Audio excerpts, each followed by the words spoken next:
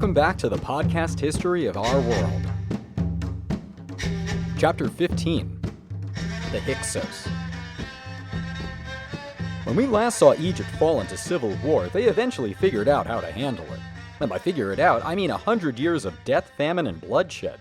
But then a golden age. But really bad things first. It happens throughout history, you know. I guess when you hit rock bottom, anytime you can dig out, it's a golden age. Actually, there really was one at this time, with literature and art and all that good stuff, but, well, I'm not really sure where I'm going with this. But we're at a rock bottom point, a collapse into the Second Intermediate Period. And this one wouldn't come from internal crisis, but at the spear point of a foreign invasion. Now, it's of my humble opinion, and maybe you'll agree with me on this, that when a society has existed more or less the same for a few thousand years without any real external threats, you start to get a bit complacent, maybe even smug. I mean, think about it. Egypt is protected more or less on all sides. To the north, the Mediterranean Sea holds off all but amphibious attackers. To the west is desert, and the native Libyans there don't pick too many fights. Nubia and Kush are to the south, but the Nile isn't as strong there, and so the land could never support as large a population as Egypt. And finally, to the east is more desert, and the Sinai Peninsula. Beyond that's the Levant and our Mesopotamian buddies, but they're so far away they're not a threat. And that means Egypt's four corners are pretty well defended, which is why no one ever suspected invasion would come from beyond those corners. There are many theories about the origins of these invaders, but let's start with a group of people who made their way down from the Caucasus Mountains into Anatolia and the Levant, and then through the Sinai Peninsula towards the Nile Delta. They probably weren't one ethnic group, and they're called Amu or Setjetu by the Egyptians, translated by historians as Asiatics. Not Asians, Asiatics, after Asia Minor. Sort of like how the Semites set up communities within Sumer, these Amu set up their own immigrant communities in Lower Egypt for quite some time now, and are beginning to assimilate into the diverse mix of cultures that made up the Delta. It's this historical side note that I want you to keep in mind as I introduce the main players of today's episode, the Hyksos. From 1630 to 1520 BC, the Hyksos, or rulers of foreign lands, were the masters of Lower and Middle Egypt. Although probably of Semitic origin from the Levant, they seemingly came out of nowhere, attacking in a brutal display of shock and awe tactics armed with the most advanced military technology of the day. The Hyksos wielded bronze weapons, strong and sharp, and had mastered the composite bow, last seen with the Akkadians. However, their most feared weapon, the tiger tank of the ancient world, was the horse-drawn chariot archer. Now, I'm sure you're thinking, I could have sworn I've seen movies with Egyptians on chariots, and yeah, you'd be correct. But at this point in Egypt, neither horse nor chariot had been seen before. So you can imagine the mix of terror and dread of the Egyptian populace watching as thick dust clouds were kicked up and the din of 1,000 hoofbeats and inevitably a hail of arrow fire. Now I know I just compared them to a tank, but really I think a more apt comparison is like mobile artillery. The Hyksos chariot is light and quick, allowing the archer to fire off round after round and then escape to a better spot. However, this also means that the chariot is too frail to engage in head-to-head combat. The Hittites mentioned in Hammurabi's episode will use chariots as a type of tank during the Battle of Kadesh in about 300 years or so, but all in good time. Well, with their superior technology and skill, the Hyksos overwhelm the Egyptians, many of which are so stunned by this onslaught that they don't fight back, choosing capitulation over execution. Our historian Manetho, as quoted by the later Roman historian Josephus, had this to say: "God became angry with us, I know not how. There came after a surprising manner men of obscure birth from the east, who had the temerity to invade our country, and easily conquered it by force, as we did not battle against them. After they had subdued our rulers, they burnt down our cities, and destroyed the temples of the gods, and treated the inhabitants most cruelly, killing some and enslaving their wives and children." Once their grim business was over, the Hyksos set up their capital city at Hut-Warit, known to the Greeks as Avaris. There they ruled, worshipping their storm god Sutekh, later identified with the Phoenician Baal, or the Egyptian god Set. Ooh, that wicked god, the murderer of Osiris, enemy to Amun, the scourge of Stygia and Shem, a blight upon the Hyborian age. Oops, I think I mixed up my facts there a little bit. Although it does sound kind of exciting, right? Foreigners worshipping an evil god, murdering everything in their sight, defiling all in their path. The Egyptian accounts of the Hyksos invasion speak of these invaders as bloodthirsty and remorseless. But, see, that's just it. We don't have any first-hand accounts from anyone not Egyptian. Of course they'd be biased. Well, only Herodotus accepts one side of a story as truth, and we're going to look at a new theory which suggests that the Hyksos invasion may have happened way differently than what I just told you. This new theory goes that with all the Asiatic communities already living in Lower Egypt, the conquest was less a military takeover and more of a cultural one. Instead, we're looking at a gradual progression of an ethnic minority becoming more numerous and eventually replacing native-born Egyptians in government positions. Alright, it makes sense that the indigenous and slightly xenophobic population would get a little nervous and angry about that, but I'm not 100% convinced here. Feels like there's a little too much modern sensitivity, what with painting the Egyptians as all bitter and angry that foreigners are taking their jobs, so to speak. How do we explain all the wars and battles that took place, or the images that actually depict them? The Egyptians weren't known for just chiseling out revisionist history, so what to make of all this? Well, I'm sure that the answer is probably a combination of both theories.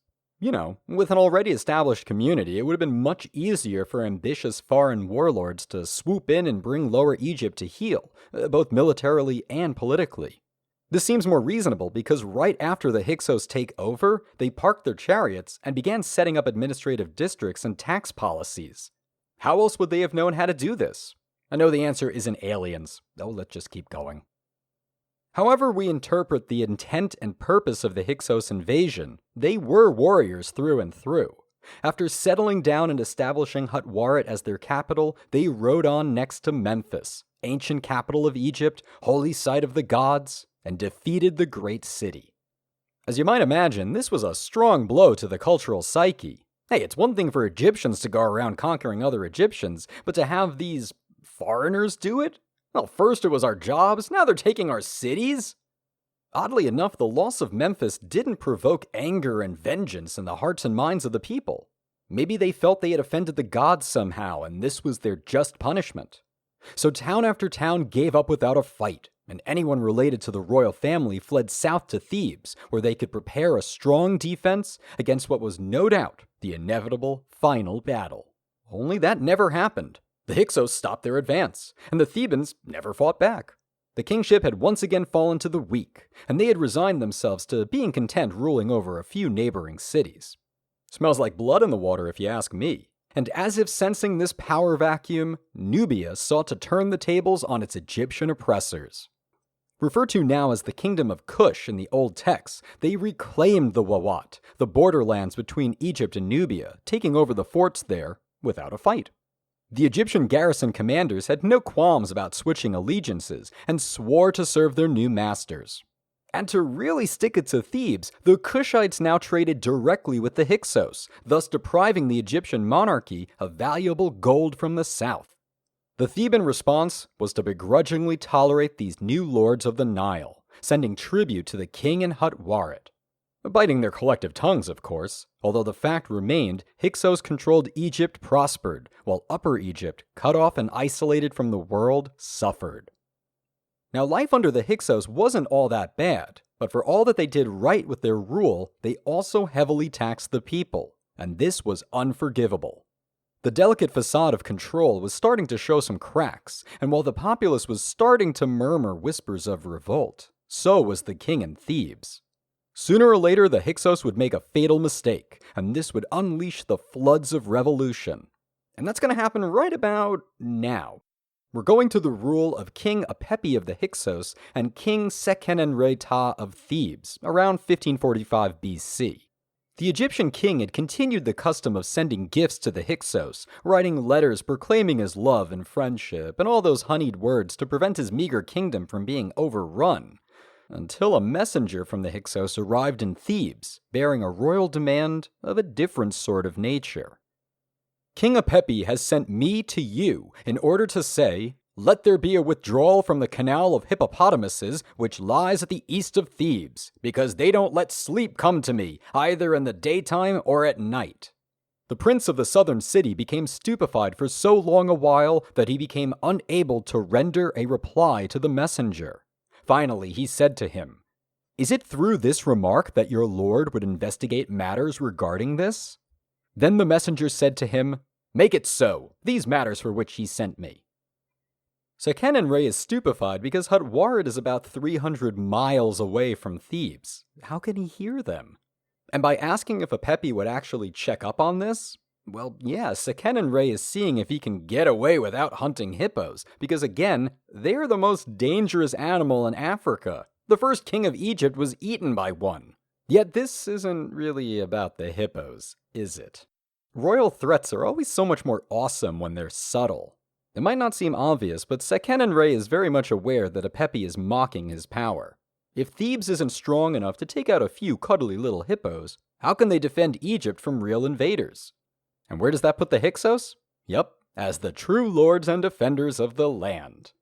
Alright, enough's enough. Seqenenre is fed up with Thebes being second fiddle to these barbarians. Would the warrior kings of the Middle Kingdom, Mentuhotep and Senesret, put up with this? Heck no.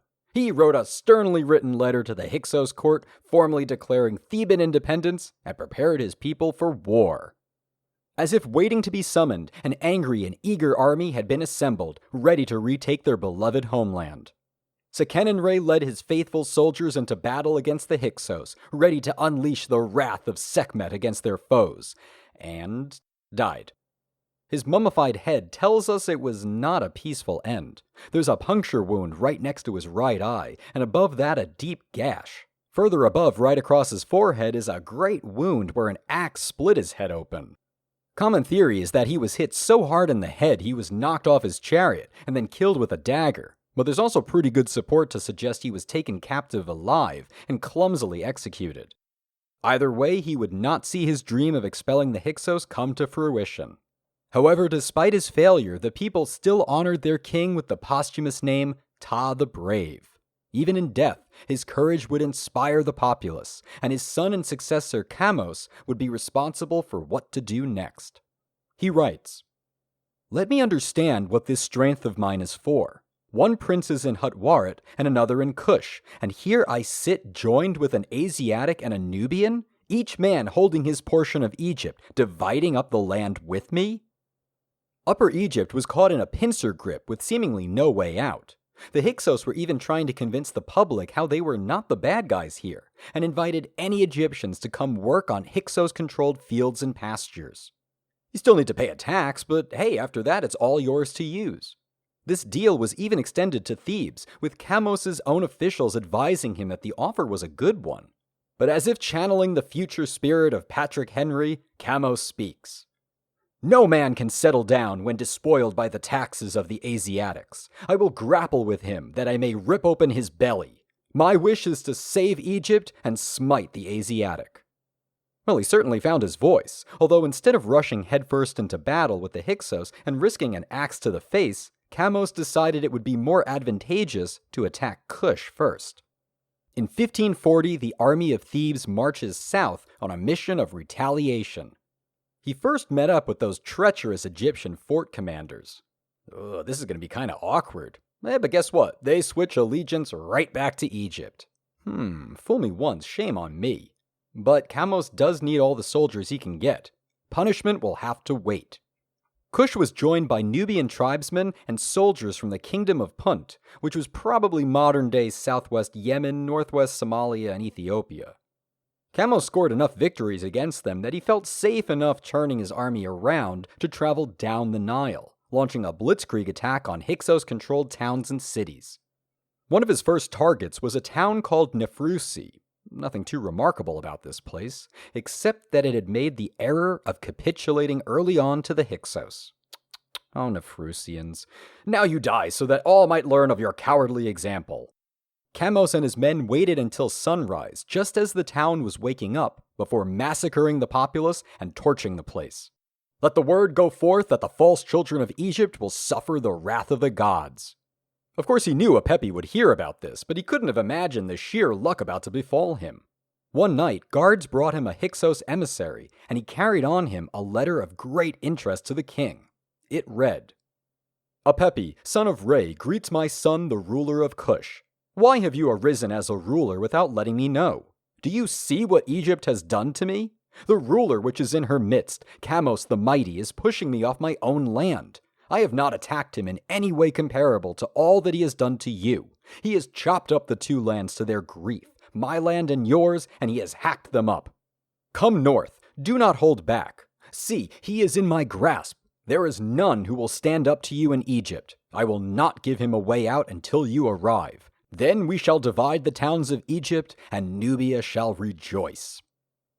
Well, I should mention this letter comes to us from a stele of Kamose. You can be sure that Apepi did not call Kamose as the Mighty. Maybe like the Annoying, or Kamose the I just want to smack him in his stupid face. But the rest of the letter seems to check out. Apepi is sending a dire warning to Cush. Unless the two kingdoms team up to destroy Kamose, neither one is safe. The real plan is to wear out Kamose with Hyksos troops until Cush can bring their own army north for the killing stroke. Once the final elements of any resistance are squashed, the Hyksos and Cushites can split the land and rule as friends. Well, I'm sure they would have been just as skeptical. Would have, because remember, the letter had been intercepted. Cush never got the memo, and therefore never sent reinforcements.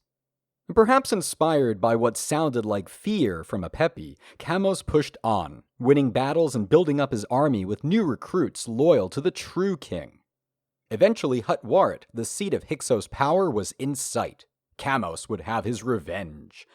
Or not. The siege failed, and Kamose returned home to Thebes to record his deeds, and suddenly died in 1539. All right then. We can only speculate as to what he died from, or of, because nothing is recorded. And when his mummy was found, it was already in bad shape before it was left to disintegrate, waiting to be examined. So, yeah. Terrible news for the Egyptians, but the Hyksos didn't press their advantage. Maybe because the Egyptian army was pretty strong now, even if it was led by the new 10-year-old king Ahmose, who is either the son or younger brother of Kamose. Kamose. Truthfully, he had to wait until he was a little older in order to take command, but when he does, oh, now we are talking. See, Kamose's mistake was attacking Hutwaret head-on without fully controlling the surrounding region. The Hyksos capital city lay on the eastern side of the Egyptian delta, and that meant constant access to the Levant and supplies. Logically, if you cut off this route, Hutwaret would stand alone. Ahmose accomplishes this by seizing control of the fortress at Jaru, the last stronghold near the border with Canaan. His flank secured, he then swooped back around for the final attack on the Hyksos. Without supplies and reinforcements, Hutwaret stood no chance against the Theban might, and a century of subjugation and humiliation manifested into Theban rage. Once inside the city walls, Ahmose's soldiers began looting, pillaging, sacking, and killing anyone in their path, and today all that remains are the foundations of houses, roads, and ports. Artifacts at the site revealed a trade empire that stretched all the way to Minoan Crete. But despite their wealth, the Hyksos were unable to deny the Egyptian people the right to be lords of their own land. The seat of foreign rule in Egypt was destroyed, but their people still lived. Ahmose had developed a deep-seated loathing for the Hyksos race, and proceeded to pursue them into their own backyard.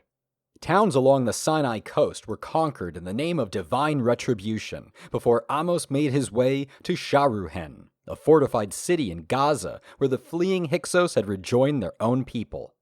It took the Egyptians 3 years of siege before the city surrendered and was transformed into an Egyptian garrison. Texts also indicate that Ahmose may have even traveled further north into Phoenicia, modern Lebanon. But if true, he didn't stick around long, for no sooner than the Hyksos had been defeated, that trouble was once again brewing in Nubia. A treacherous Egyptian named Teti the Handsome had stirred up a rebellion in Nubia, probably playing up their fears of a resurgent and stronger Egypt. Well, he messed with the wrong king, and Ahmose traveled the long journey back south to once again subjugate Nubia, restore order to the lawless lands of the Second and Third Cataracts, and continue to earn the love of his troops by treating them to gold, slaves, and property. The best of his officers were given cushy government jobs throughout the land, meting out the king's justice, re-establishing Egyptian customs, and cleansing the kingdom from the corrupting influences of those Asiatics. Ahmose also officially took the double crown and became the first Egyptian king of Egypt in a long time. His golden reign marks the beginning of the age known as the New Kingdom.